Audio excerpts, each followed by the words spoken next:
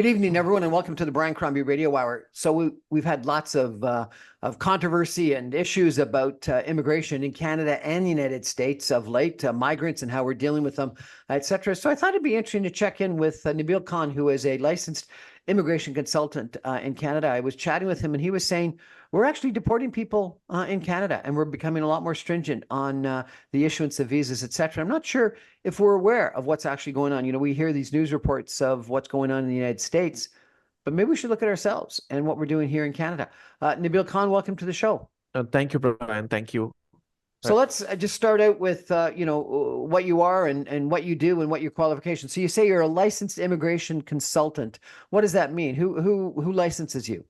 Yes. Okay. So my title is Regulated Canadian Immigration Consultant, RCIC, as we are known as. So all we do is we are licensed by the College of Immigration Consultants Canada, CICC.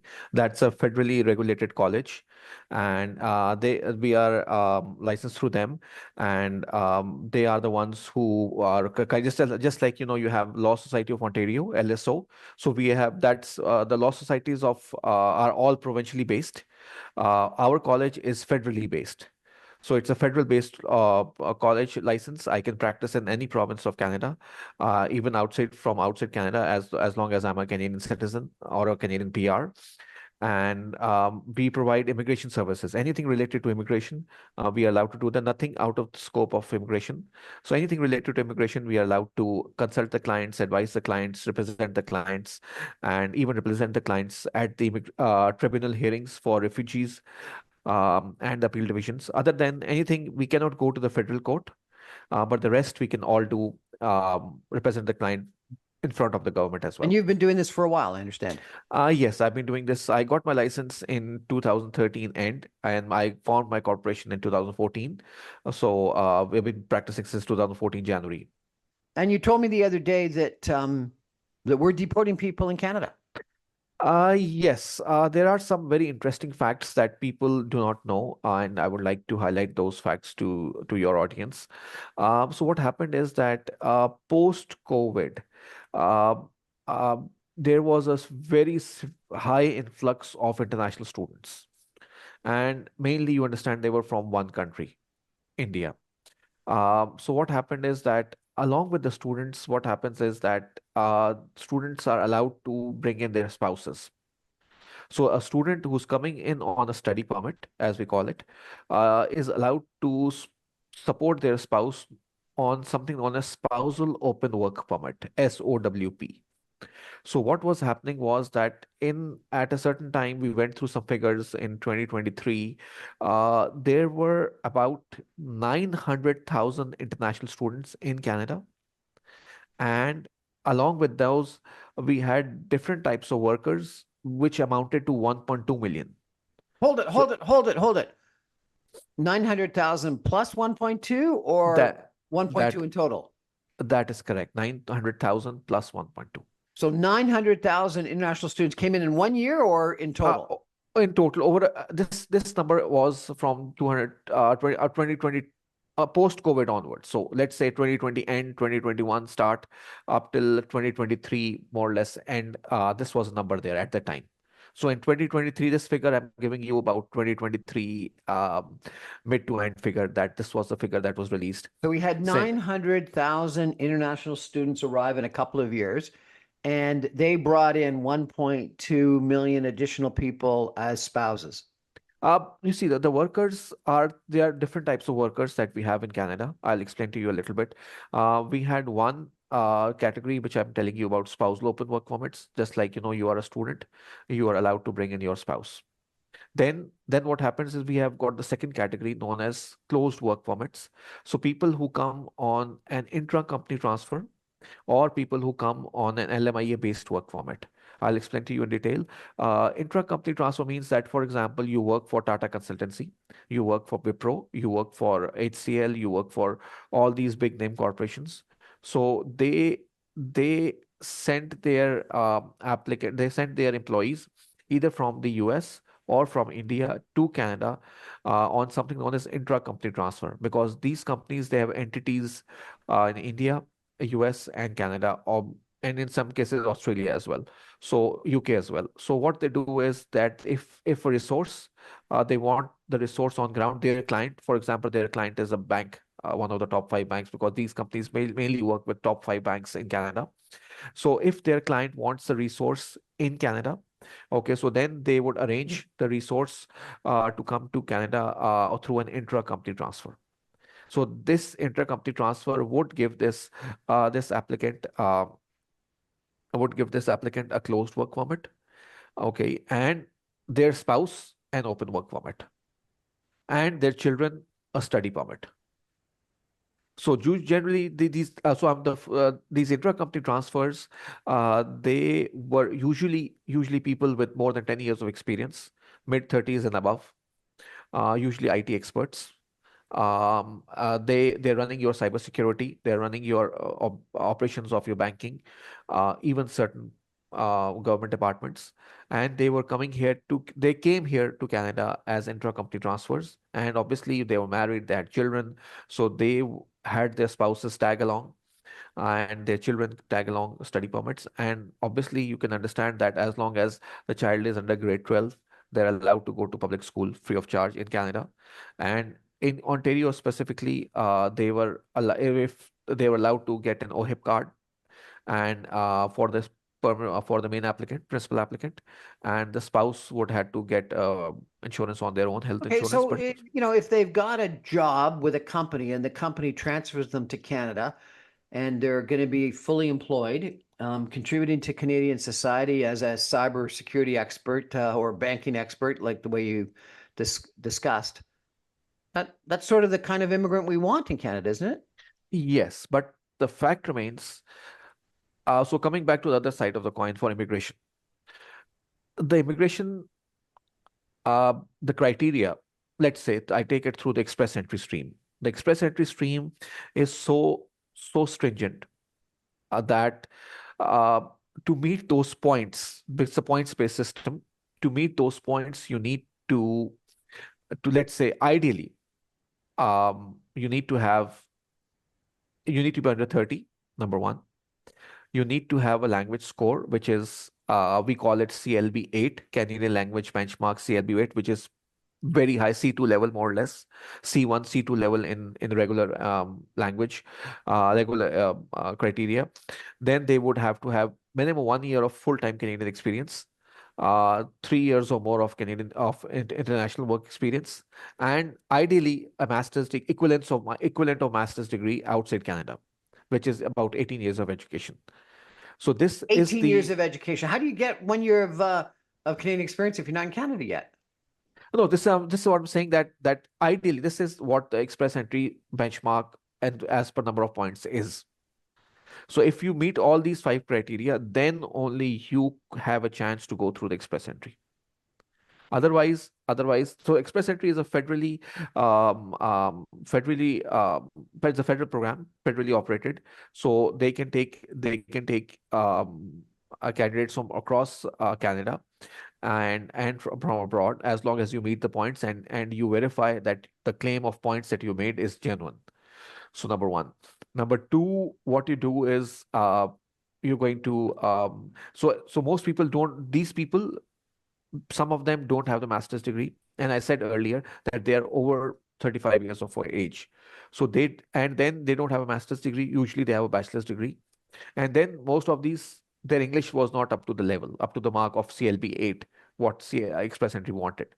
So then these people had to go through something known as provincial nominee programs. So Ontario has its own program, Saskatchewan has its own, BC has its own. So they had to rely on a two-pronged strategy. That means that first they had to get through the Ontario or the province they are working in. The province would give them would invite them. They would claim their points. The points would be verified, and then the province would give them some additional points, which they would add to their express entry score, and then they would be able to apply for the permanent residence. So this is how a normal person, mid 30s, would go through. So any idea how many people came in through the Federal Express entry program versus the provincial nominee program? Yes, so let me just give you a broad since the Liberals gave their plan in 2021, 2022 to 2025, so I will give you a some broad figures. Uh, they gave a plan of about they started with a plan of 400 about let's say they started with 400 something, and then they had to increase it to 500,000 in 2026, I believe. Okay.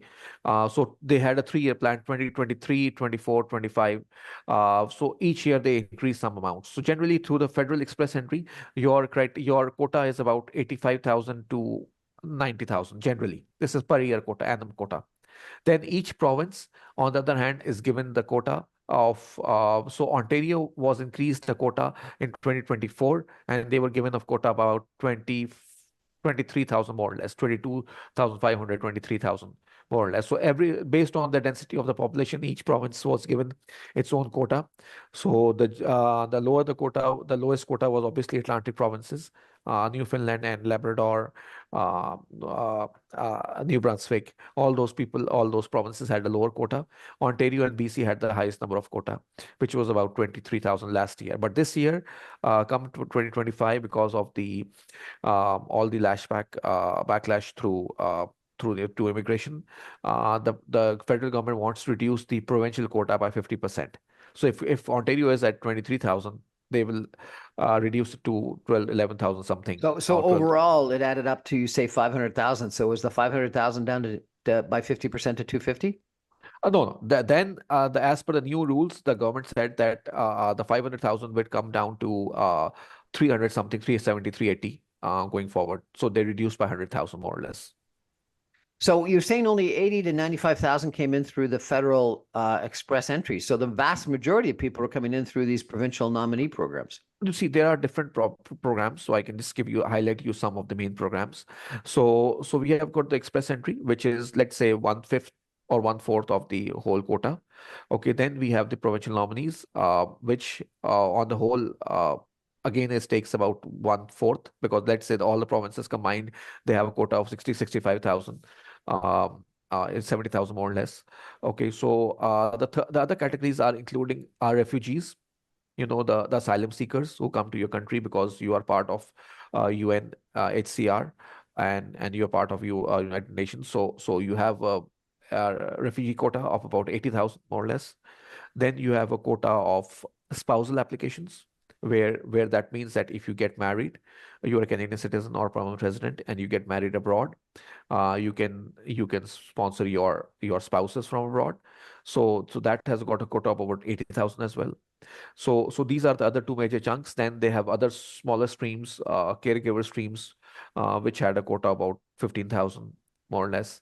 Then we had HNC, humanitarian and compassionate grounds, that had a quota of about 10,000. So these are some of the major streams that you have in your immigration system then. So refugees, yes, they take up the majority of the quota, and then spousal, or for family sponsorship, where you bring in your family, your wife or So your over the course kid. of the last couple of years, what you've been saying is that we had this quota of 400,000 that was increased to 500,000, that we're now reducing to 375,000.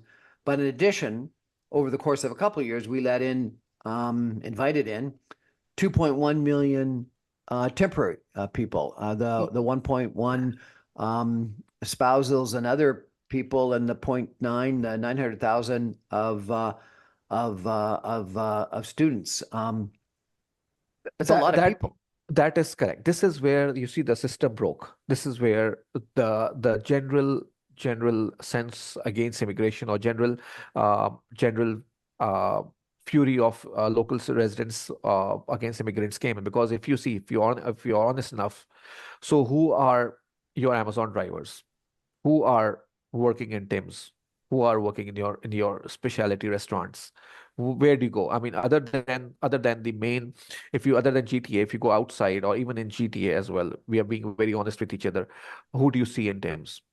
Who do you see in special? I'm not talking about Italian restaurants. I'm not talking about Polish restaurants or European restaurants. I'm talking about general restaurants.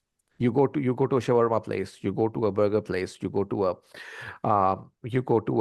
a curry place, whatever. What do you see? Who do you see? Students or their spouses. Even Tim's. I mean, how many times do you and I have gone and we have found that local Canadians also or PRs working there? Even the Starbucks is probably the only place where they prefer students, local students, to find jobs there. But again, as you see, this year they couldn't even find jobs. There's local high school students and those on summer breaks they couldn't find jobs in your retail sector, your shopping malls, And so your you say your there's been a backlash to this substantial increase in immigration. We're going to take a break for some messages and come back in just 2 minutes with Nabeel Khan, an immigration consultant, talking a little about immigration in Canada and what's been going on. It sounds like it's a substantial increase, and we're going to find out why this backlash occurred. Stay with us, everyone. Back in 2 minutes.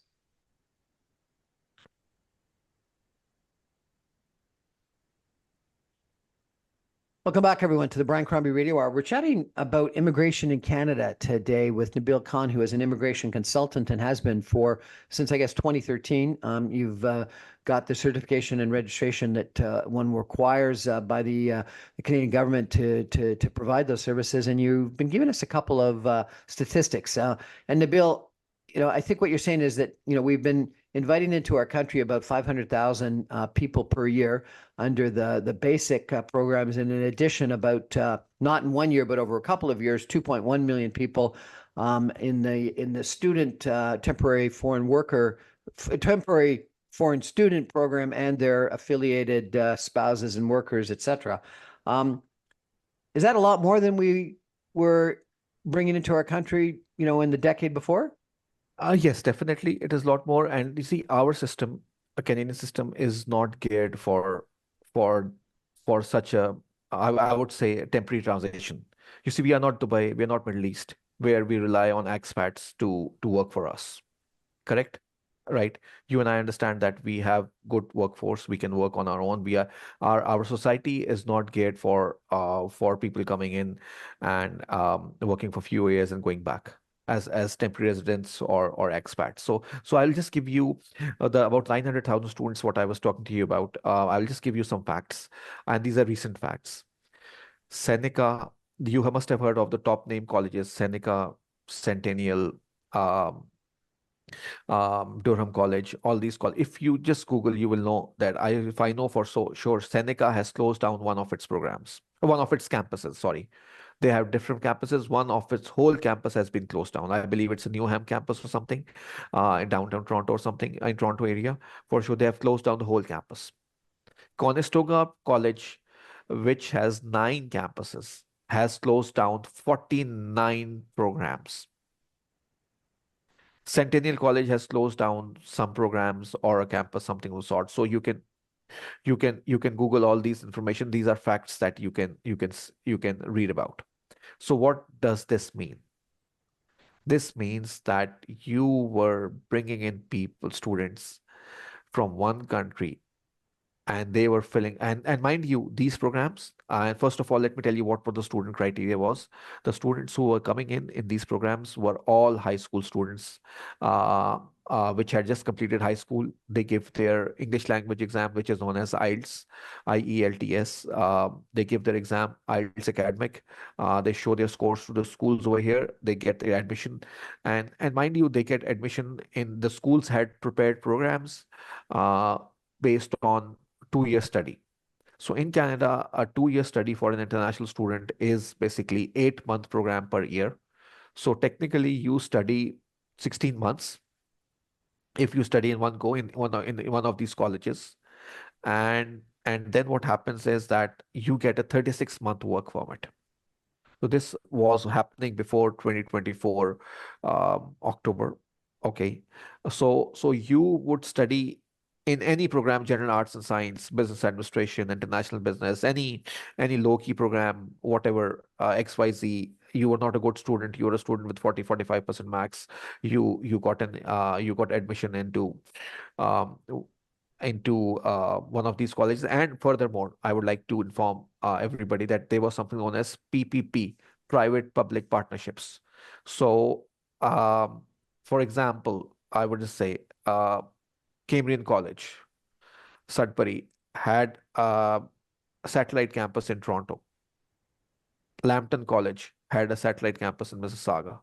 So all these were private colleges here in the Toronto area, which had something known as signed by these colleges, PPP, private public partnerships. So Cambrian College had signed MOU with a private college in Toronto area, and they would have the students study in the Toronto area instead of going to Sudbury. So they had some students go there.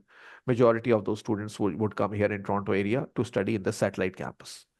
So this is where I personally went to many of these private colleges, uh, the public-private satellite campuses, I would say, and I saw one campus had 7,500 students at any given time. This was a public-private partnership college.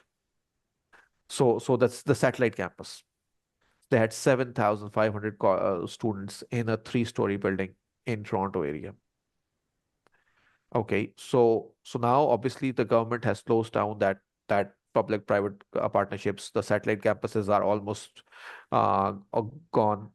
So this is where you need to understand what was going on. So the government had, as per their lenient policies, had given a free hand to these colleges, universities. And mind you, one more thing for the listeners is very important, that these colleges, all these colleges, the tuition fee is not cheap.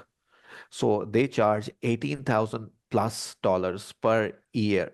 That means that the international student pays $18,000 for an 8-month program.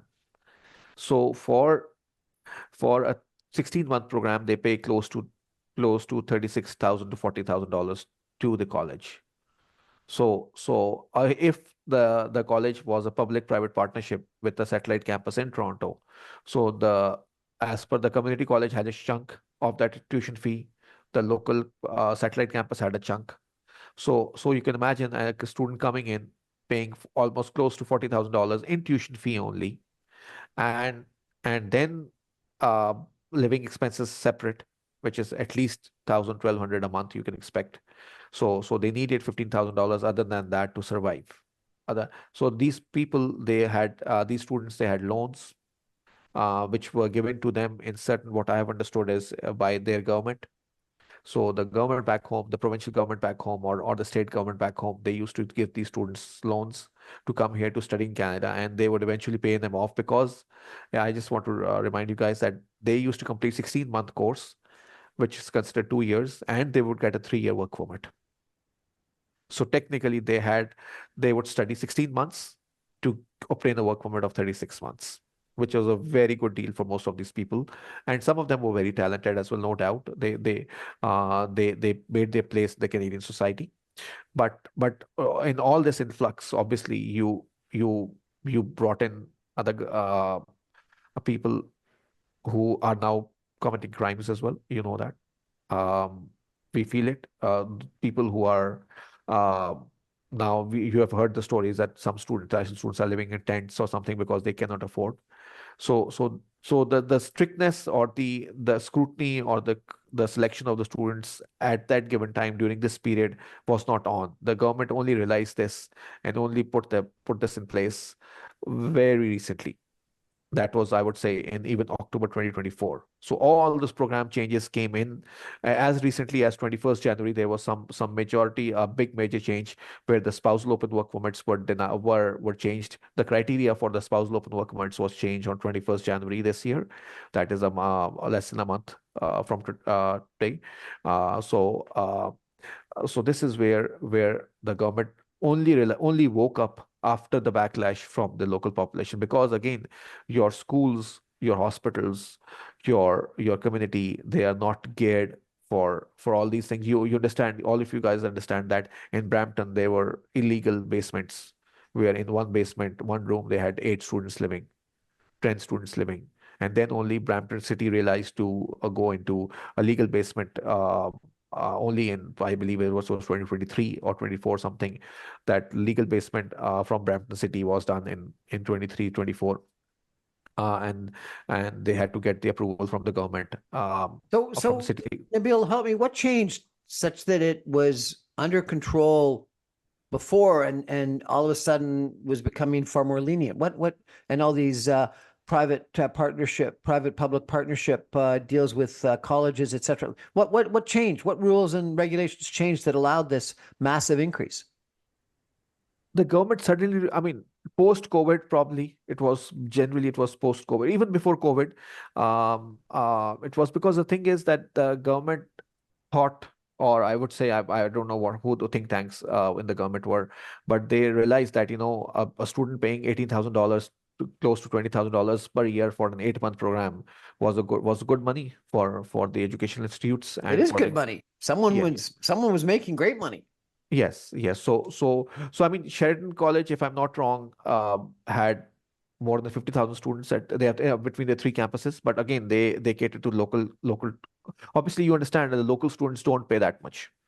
And these universities, as a matter of fact, that in certain universities in Toronto area and BC, the international student pays up to 40, 50, $60,000 per year for a bachelor's program in computer science. Even if I'm So um, it's good profit for those universities and colleges. That's correct. So That's is correct. that within reason of numbers, it's a smart program, no? It was a smart program, but again, only if it was implemented in a true sense of security and to ensure that true students came in. I mean, I what the grapevine say, or what the rumor says that uh, I have dealt with most of the students. With my clients, most of them are very good, very talented. But some of them, when I take paid consultations, I see that they cannot speak a word of English. And somehow or the other, they passed the English language test. They came here, they studied in these colleges. How? That was my question to these students, and I don't take such students as my clients because I knew there's something was hanky panky, that something So was wrong. effectively, what you're saying is it started out being a good program, but Yes. it was misused. It was too lenient, and a lot more people came in under the program. The colleges took advantage of it. The private public partnership colleges took advantage of it, and it ballooned. And we let in some people that didn't have the English language skills, didn't have the educational skills, and we're doing it primarily to get that work permit rather than to actually get the education. Is that Exactly, exactly. And then most of these programs had a loophole where even, I mean, even a third, um, uh, you see, there are something known as, we call it in our language, genuine students and not genuine students. Okay, so there were cases where even 40-year-old, 35-year-old, 45-year-old, there was a way they got their study permits. So from just like from let's say, let's put it this way, from India, generally the students were continuous students. So that, let's say, somebody finished their bachelor's, they would come here in the next year, following year. Somebody finished their high school, they would come here in the following year. So that is considered a genuine student. But from other countries, mostly Africa, there were students who came in with a gap of 10 years of studies. They were given those, because the fact remains that at that time the government called it diversity. So because all the classes, all the colleges, all the programs had majority of one nation. So to promote diversity, we would get students from other countries. Unfortunately, Canada doesn't have a big pull from other countries, probably because of the steep price or whatever the reasons is. So whatever little number of students came in from Africa, from we don't have many students coming in from Central America. I don't know why. Or Europe, obviously, always a no. US, very few students. So Pakistan for them is a no-go. They don't give a lot of visas from Pakistan. At any given time during certain years, they had only 2,000, 2,500 students from Pakistan, 3,000, not more. Whereas they could have given more from Pakistan, but they didn't do that from Pakistan. So Iran, we used to get, yes, Iran got about eight, sometimes at the peak, I would say 8 to 10,000 students from Iran.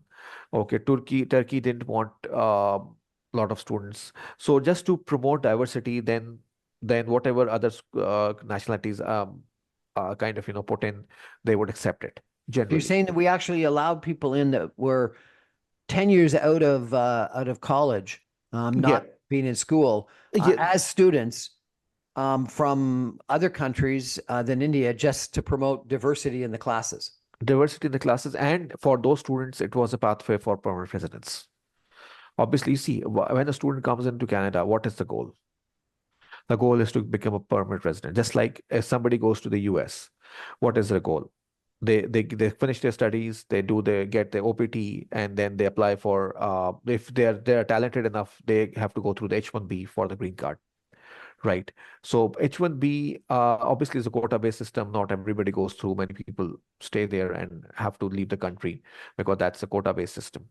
Here, generally, before all these changes, the student pathway was the pathway of sure shot permanent residence.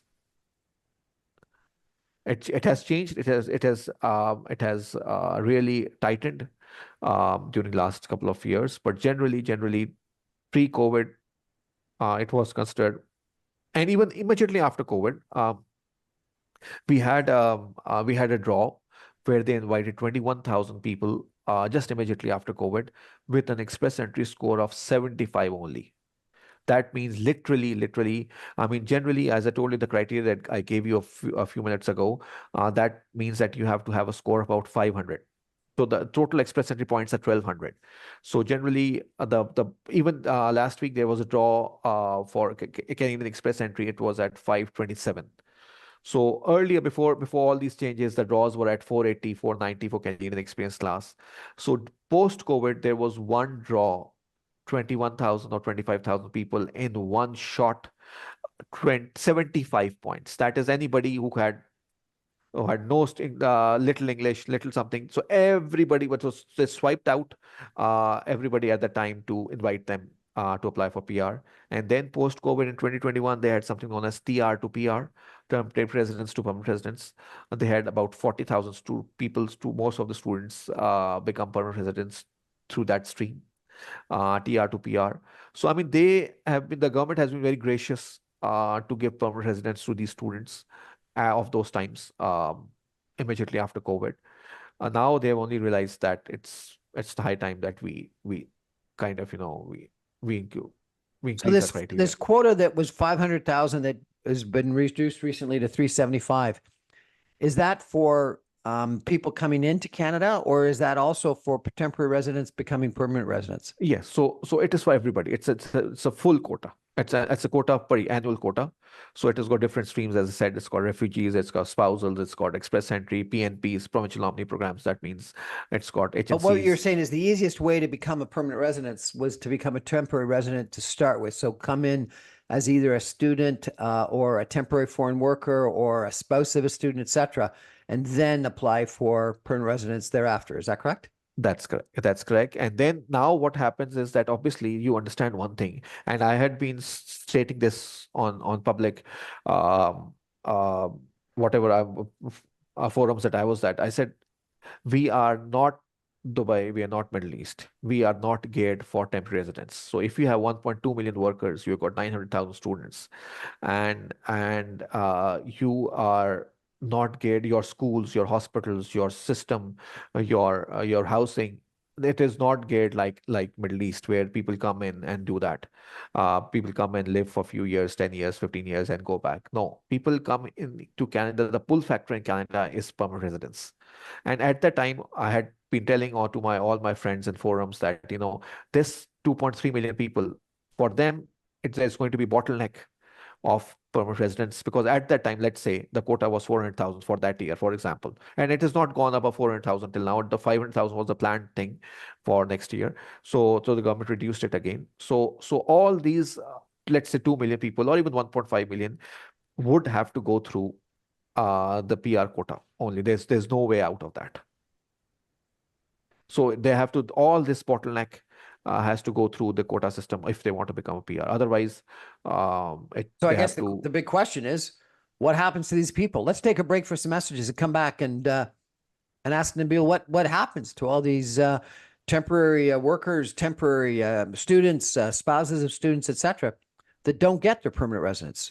That's a big question. Stay with us, everybody. Back in 2 minutes.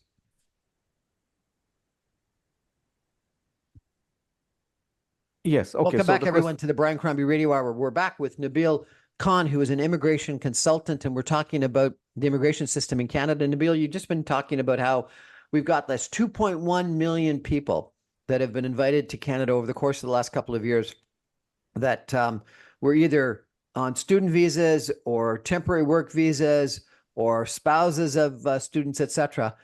But to stay in Canada when their student time period, the 16 months is over and the 3 years for work is over, they've got to sort of fit through this bottleneck, you described it, of the permanent residence quota, which has a lot of other quotas associated with it in regards to the express entry, the refugees, the other quotas, etc.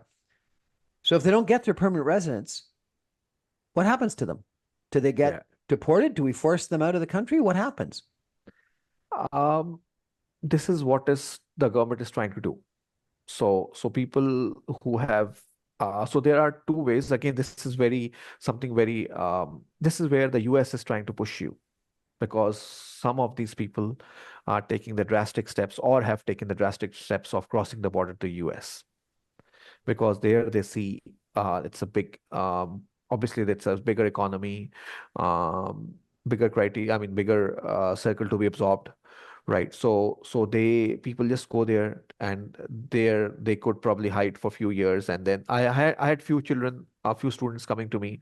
Obviously, these students, as I told you, when they come after grade 12, they are not more than 18, 19. So I had few students come over to me, and when they were they're asking questions that how could we become PR after 2 years, 3 years, and when I exactly spelled them out what I did to you over here right now. So there we don't see much future over here. So we will go to the US. I said, how are you going to go to the US? We'll cross the border. There are people who will take X amount of money, few $1,000s, and they will ask us to cross the border to the US. And over there, when we go there, as long as we are under 21, we'll pay somebody to adopt us, and once they adopt us, we can get the green card over there. I'm just saying this is something, Sorry, hold it, again, hold it, hold it, hold it. So they're under 21. They go to the United States. They get someone to adopt them, and then they get their green card. yes, Seriously. that, yes. So someone that's 17, 18 years old can go to the United States, ask someone to adopt them, and they can get a green card.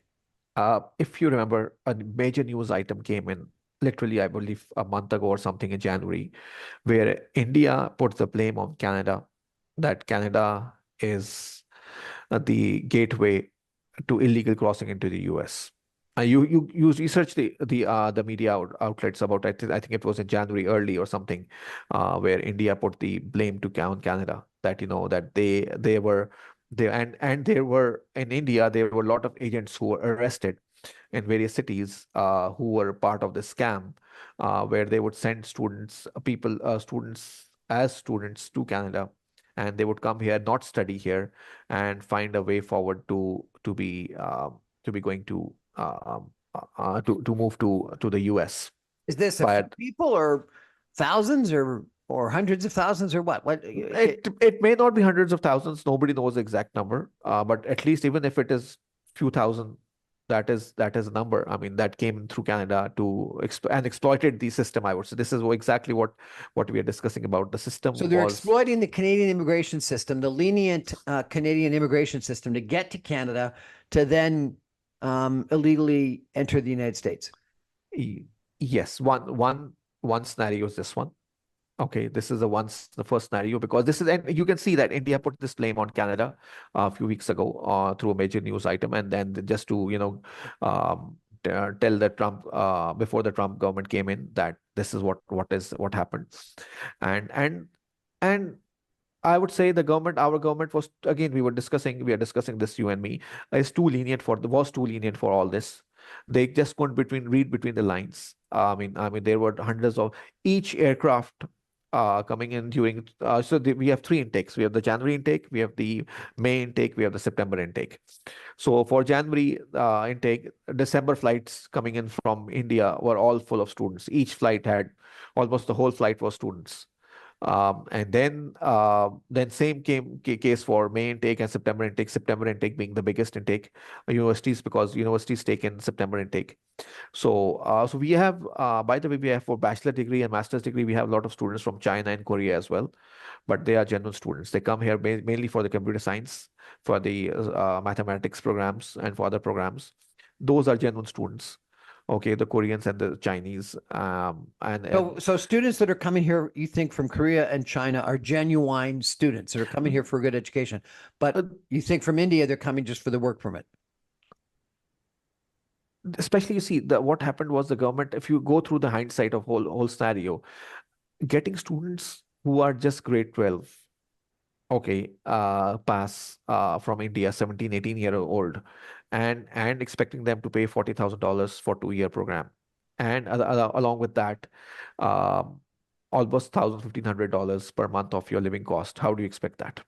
I mean, isn't that, I mean, unfair for I mean, these students, But you're their saying they're parents, being funded by the provincial governments in India.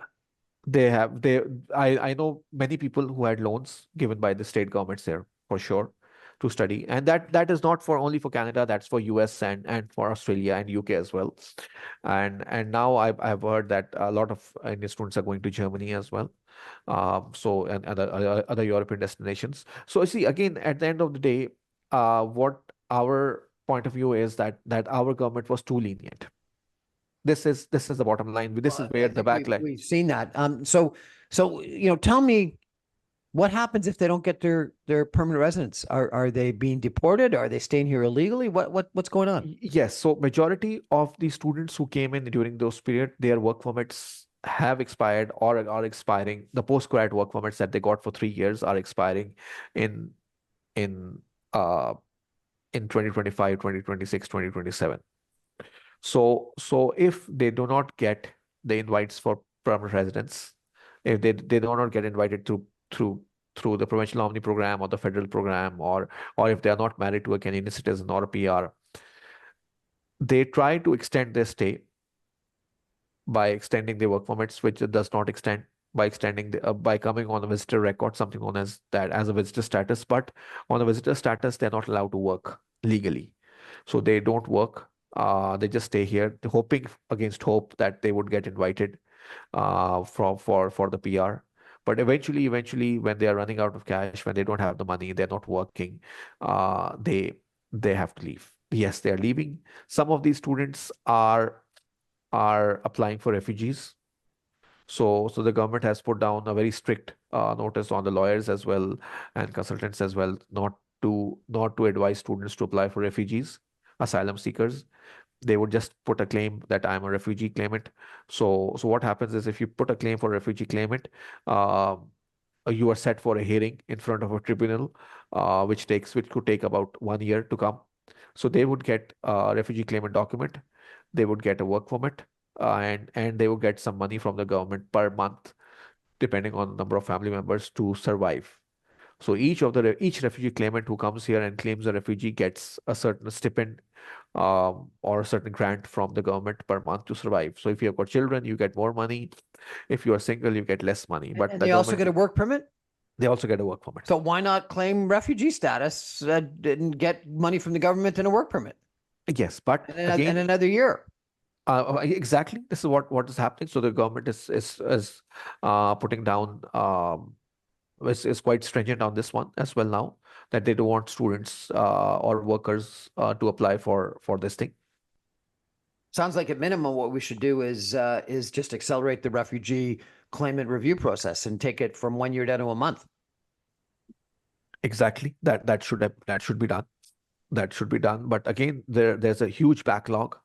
If I'm not wrong, over 150,000 cases, something of sort. Don't 150,000 refugee claimant cases? I believe so? Yes, there's for sure the number is over 100,000. Okay, I got to ask you though. We've seen pictures this last week of migrants being taken by U.S. military airplanes to Guantanamo Bay. We've heard comments about mass deportations. We've heard comments about deportation camps in the United States. Is that going to happen in Canada? We have detention centers. Obviously, you must have seen at the CBSA offices, at the borders and the other places. I not sure that we are going to go to that level. Yes, but the detention center, there's one big one at Rexdale, and there are a few other detention centers. So yes, so but again, those are for people who are a threat to the society, a threat to the country. But I do not think that they're going to do this. But yes, the CBS is now, I've heard for the first time ever that CBS is now doing raids at various factories across Ontario, trying to catch people working on cash. And who are not allowed to work, just like I told you a few minutes ago, that those people who have converted to visitor records, visitors, they are legally not allowed to work in Canada. So if any factory or any place, any employer gives them a letter, a job on cash, that's not legal. So this is what the CBS is trying to do. This is the first time I've heard Is that that is CBS that a legal issue for the employee that's here illegally, or for the employer as well? for the employee obviously is detained. So if you don't have a work permit or if you don't have a study permit, because a student can work 24 hours a week legally. So as long as you're a legal student, okay, so that's fine as long as you're working 24 hours, less than 24 hours a week as a student, that international student, that can count. But as somebody on a visitor record or a visitor, those who are you are here as a visitor, you're not allowed to work. So first time I've heard that CBS is doing raids across the country. So that is obviously for the employer a big thing. For employer, a very big thing for the employer, that they are hiring somebody on cash and that person doesn't have a status in Canada. So they are not allowed to do that. We're going to take a final break and come back with some concluding comments with Nabeel Khan, immigration consultant, in just 2 minutes. Stay with us, everyone. Back in 2.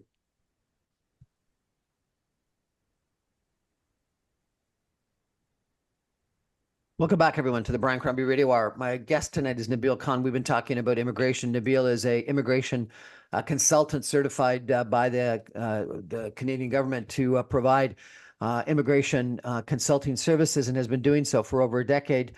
We've been talking about a whole bunch of problems with our immigration system. Nabeel, what do you think about the future of our immigration system in Canada? Are you positive? Are you worried?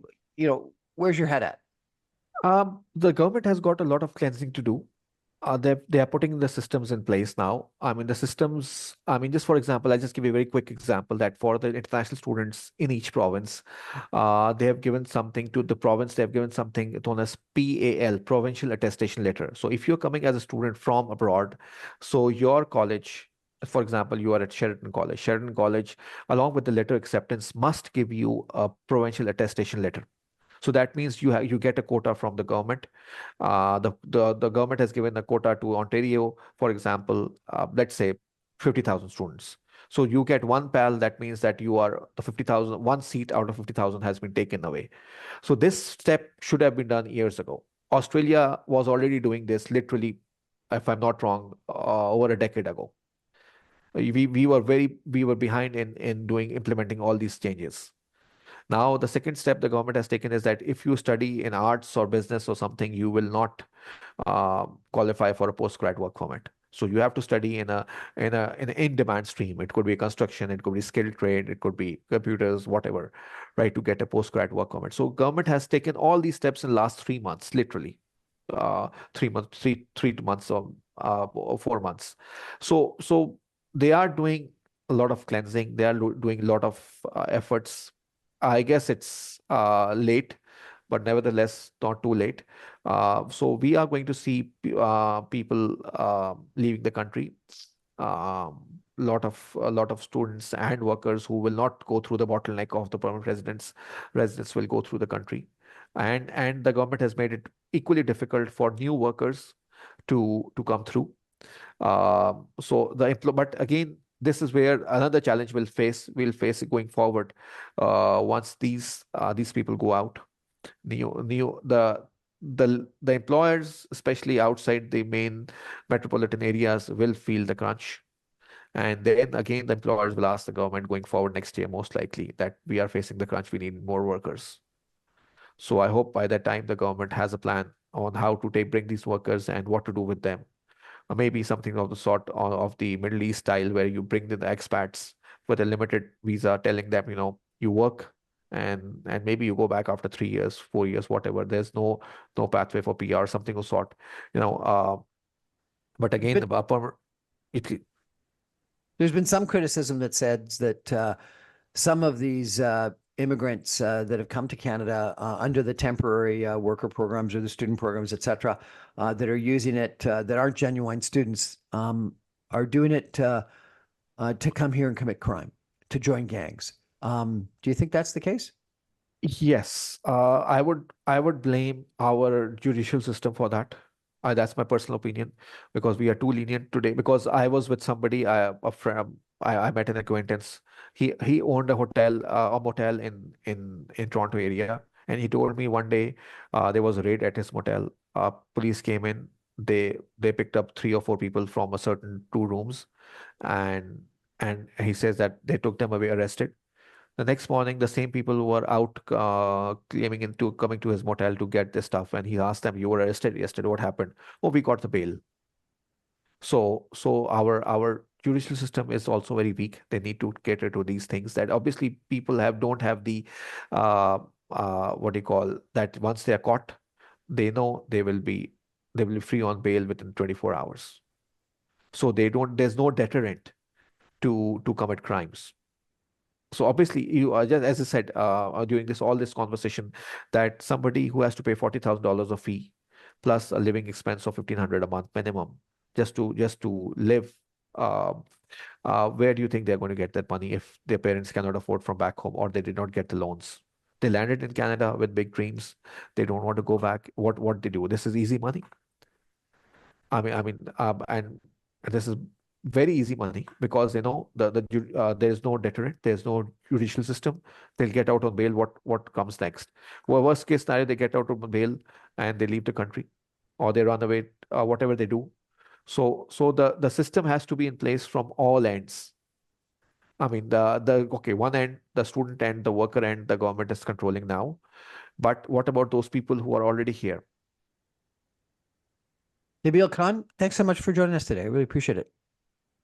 Thank you. Thanks a lot for I think having this me has been a around. really interesting conversation, everyone, and a sobering one. I think that, all of us probably are supportive of immigration. All of us, most of us, have come either recently or, several generations ago to Canada via immigration.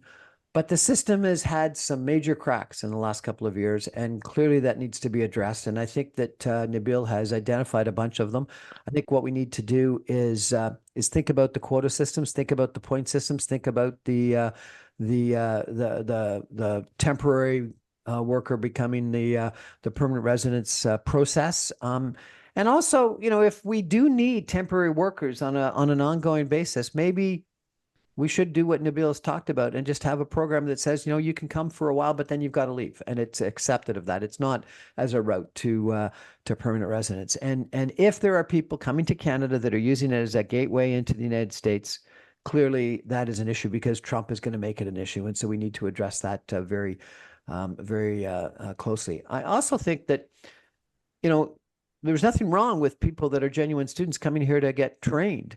And that's good for our educational system. But I think it's been a failure of planning that we haven't had the housing, we haven't had the healthcare system, we haven't had the schools for their kids or for their spouses, et cetera. And so I think that there's nothing wrong with genuine students coming here, but we got to make sure that we genuinely plan for that. So I think our immigration system has some major problems. Nabeel has described a bunch of them to us, and I think that we need to take action.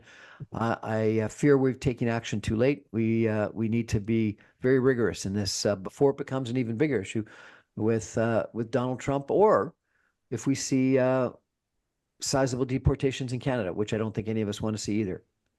That's my show for tonight, everybody. Thank you for joining. I remind you, I'm on every Monday through Friday at 6 o'clock on 960 AM. You can stream me online at www.960am.ca. All my podcasts and videos go up on my website, briancrombie.com, on social media, on my YouTube video, as soon as the radio show goes to air. Good night, everybody. Thank you, Nabeel.